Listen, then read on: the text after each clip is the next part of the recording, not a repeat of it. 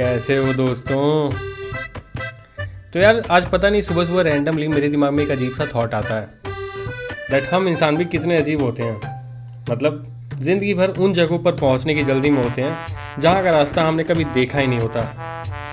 पता नहीं क्यों बट ये रैंडमली मेरे दिमाग में ये थॉट आया आज। अब घर से 2000 किलोमीटर दूर आके भी हमारा रूटीन नहीं बदला था। और बदले भी कैसे भाई, घर वाले तो सारे साथ ही चल रहे हैं ना। हम आराम से सो के उठते हैं 10 बजे एंड देन अपना ब्रेकफास्ट करते हैं।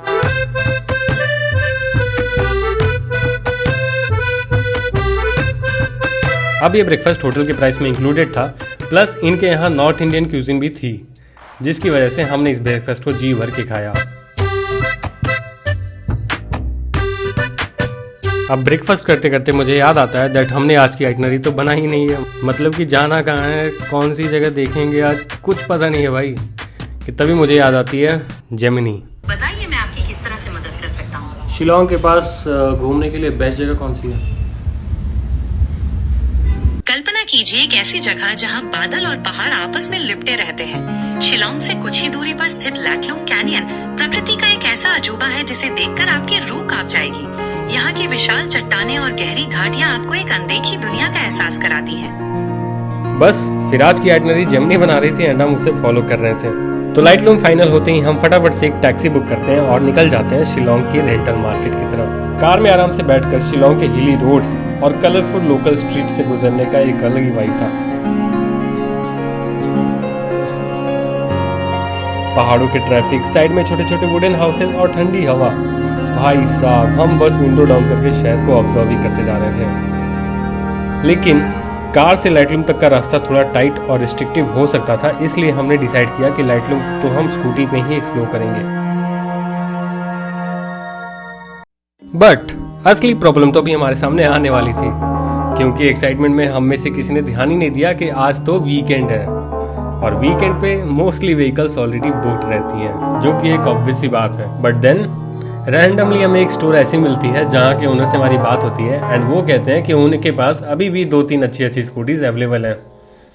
बस फिर क्या, हम फटाफट से 200 किलोमीटर की रफ्तार से उनके पास पहुँचते हैं एंड देन फाइनली हमें मिल जाती है अपनी चॉइस की स्कूटीज। उसके बाद हम निकलते हैं मेघालय की एंड ऑफ द वर्ल्ड कही जाने वाली लाइटलूम की ओर।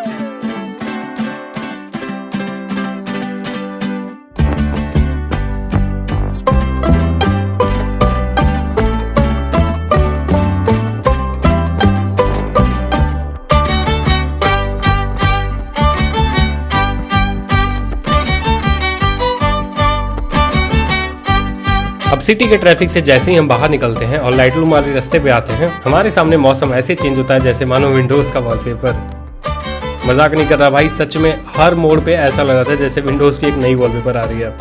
ऐसा लग रहा था जैसे मानो वेदर ने कॉन्ट्रास्ट एकदम कम कर दिया हो और वाइब्रेंस पूरी बढ़ा दी हो। इतनी ज्यादा ग्रीनरी मैंने शायद ही अपने लाइफ में कभी देखी होगी। गाड़ी के इंजन की आवाज, दोस्तों की हंसी और सामने गुजरते हुआ ये खूबसूरत नजारा। एंड भाई सच कहूँ तो मुझे ये सोच के और ज़्यादा एक्साइटमेंट हो रही थी कि अभी तो हम लाइटलूम पहुँचे भी नहीं हैं और अभी से ही नज़ारे इतने बेहतरीन होते चले जा रहे हैं। तो लाइटलूम पहुँचने के बाद क्या होगा, मतलब ये सोच के ही मेरा माइंड फक हो रहा था भाई।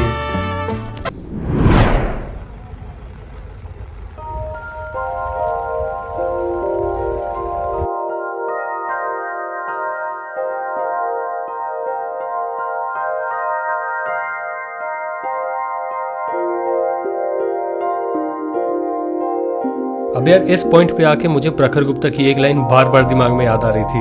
नॉर्थ ईस्ट गया हूँ मैं। कहाँ गए हो? नॉर्थ ईस्ट में लाइटलूम करके एक जगह है। भाई क्या जगह है लाइटलूम, भाई क्या जगह है भाई लाइटलूम।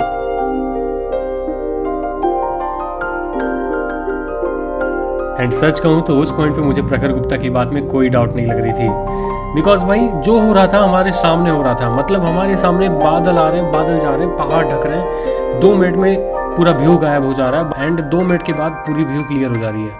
एंड ये सब हमारे रियल आइज के सामने हो रहा था भाई।